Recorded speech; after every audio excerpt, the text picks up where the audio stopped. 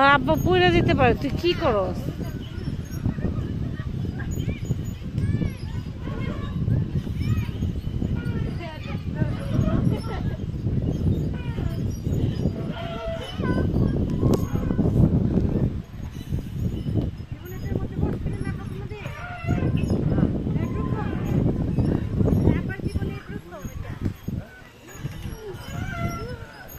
এখন আমার বাবাও বাচ্চাদের মতো হয়ে গেছে।